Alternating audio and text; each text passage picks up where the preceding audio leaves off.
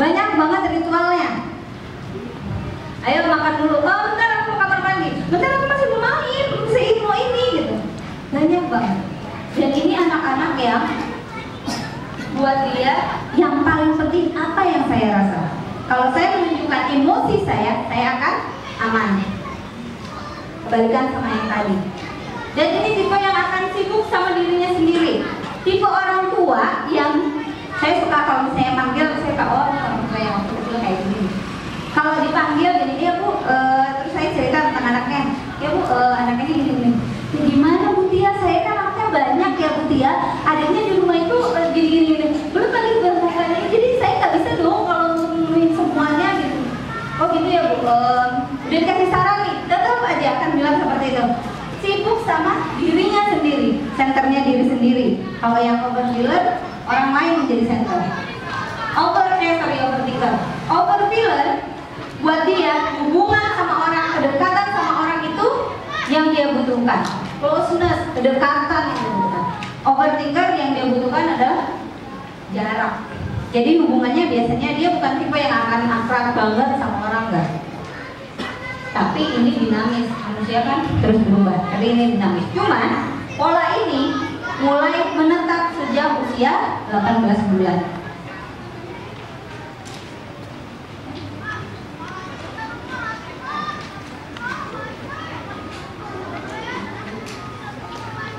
Oke, ada dua kata kunci berhubungan dengan attachment. Pertama adalah sensitif, kedua adalah responsif. Contohnya, ketika ada anak yang nangis, sensitif udah, ya lu kasihan banget itu anak, kenapa ya? Ibunya kemana? Sensitif, merasakan apa yang anak rasa, tapi nggak responsif, nggak langsung dateng. Attachment itu kata kuncinya cuma dua, sensitif dan responsif. Makanya kenapa banyak anak-anak yang dekat sama mbaknya, attachment figurnya adalah mbaknya, karena mbaknya ini semuanya nih responsif dan sensitif juga. Apa yang anak mau langsung dikasih. Saya mau makan, oke, disiapin. Atau pas dia itu disuapin. Interaksinya lebih banyak dengan mbaknya. Oke. Responsif juga ada, tapi nggak sensitif. Ini seperti menggugurkan kewajiban. Ada anak jatuh, oke, ditolongin, diobatin segala macam, tanpa ada kata-kata, mungkin tanpa ada kenapa sakit, yang mana yang sakit. Nggak sensitif juga, ngobatin aja pakai betadine, nggak apa tahan aja ya, sakit dikit, gitu. Main diobatin. Enggak, itu bukan attachment yang secure juga. Oke? Saya bahas sampai sini attachment karena biasanya lebih banyak untuk tanya jawab, karena berikutnya saya akan bahas tentang bullying. Ya, ada yang mau tanya? Bapak dan Ibu? Ya, silakan Bu.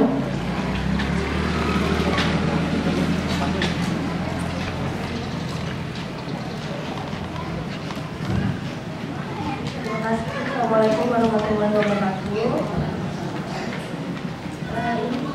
Singkat yang ingin saya tanyakan, misalnya pola asuh yang dilakukan itu sudah manjur, sudah overthinker, itu bagaimana ada cara memperbaikinya, atau misalnya sudah overfiller yang terbaik itu seperti apa?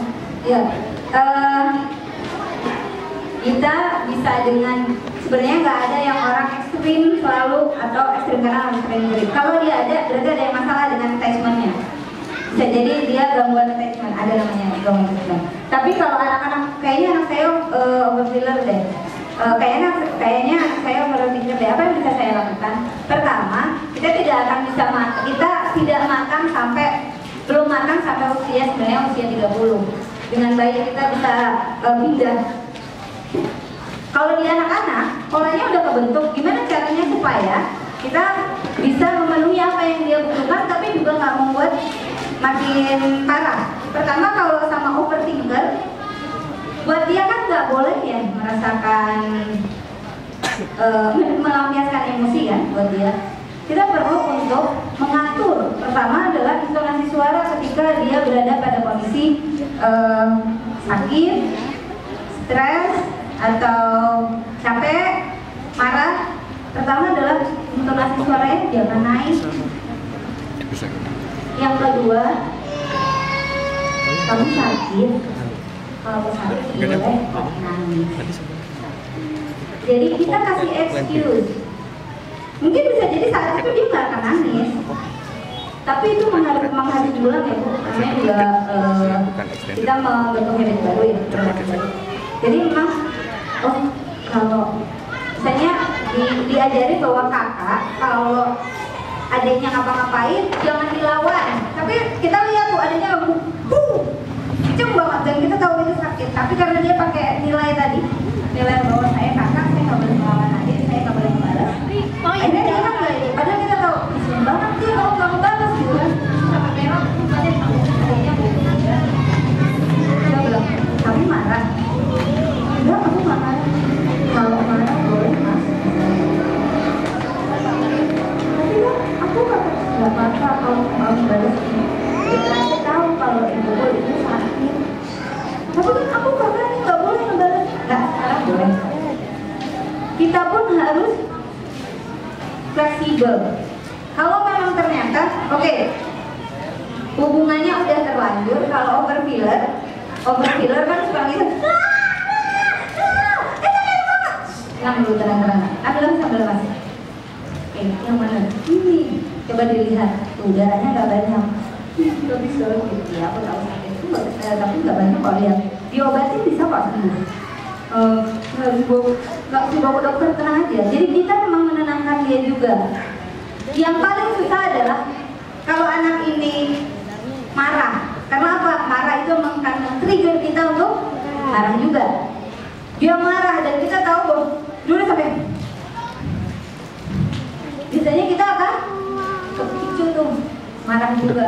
Gak boleh marah, cuma gitu aja marah. Dan kita tidak ada marah juga. Nah, hubungan anak sama orang tua bisa diperbaiki dengan sehari 10 menit aja, cuma berdua. Tapi berdua, nggak bertiga sama handphone atau bertiga sama adiknya. Berdua, ngapain aja terserah. Mau bosan bareng, cuman misalnya sama bapaknya, cuman ayo mas ikut bapak nyuci mobil atau nyuci motor. Itu bisa. Dan bisa jadi dia nggak cerita banyak, nggak curhat banyak, tapi dia tahu bahwa hubungan itu terjadi. Kan hubungan antar orang manusia itu terjadi karena seringnya ketemu kan, karena kedekatan yang sering antar manusia satu dengan manusia yang lain. Saya suka, kebetulan saya punya pengalaman di SMA-nya Sekolah Alam. Sekali waktu anak murid saya yang perempuan, saya dapat laporan lah dulu waktu di SL, ini. Jadi murid saya lah pertama kali dia. Terus saya panggil orang tuanya, saya cuma bilang, Pak, tolong kencanglah sama anak ini berdua aja. Kenapa? Supaya dia kebutuhan untuk mengenal lawan jenisnya bisa dapat dari ayahnya. Terus saya harus ngomong nasihat apa? Enggak penting. Mau makan bareng aja, cuma makan bakso, makan indomie di depan juga nggak apa-apa, tapi cuma berdua.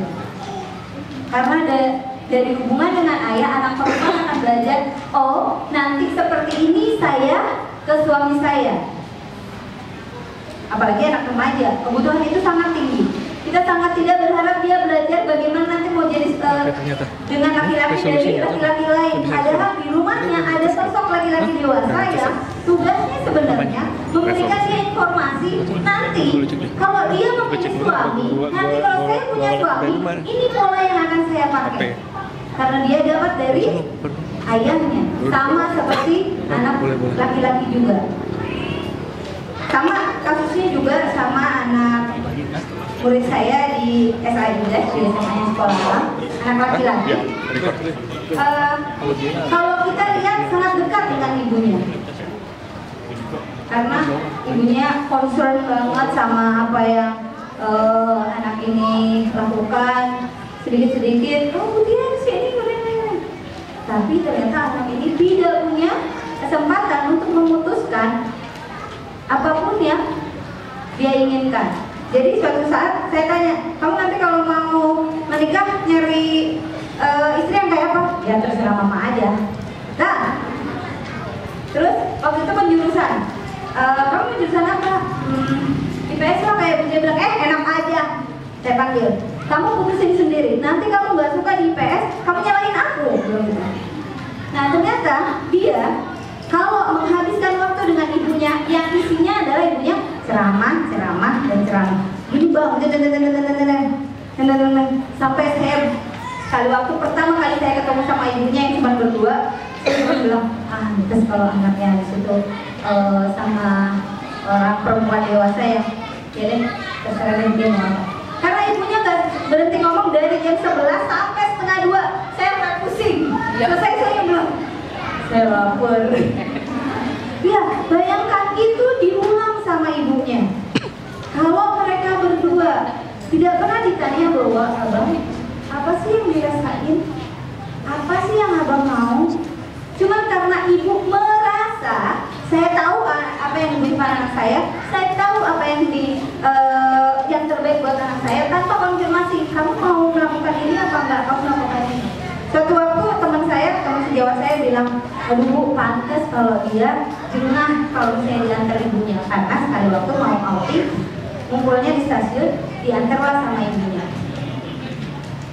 Pemandangan yang disaksikan oleh teman saya adalah anaknya 17 tahun, tapi yang diperlakukan oleh ibunya anak 7 tahun. Yang pesan-pesannya sama kayak ke anak SD mau outing. Padahal dia 17 tahun, kemudian dirapiin bajunya, ininya. Saya sampai bilang ini, tunggu mungkin kalau ditanya gini, bu, anak ini di mata ibu umur berapa? Kita suka begitu, anak udah SD, kelas 2, masih yang ini. Tanya lagi, jangan-jangan di mata kita dia masih TKA. Kita yang belum siap untuk dia besar. Nah,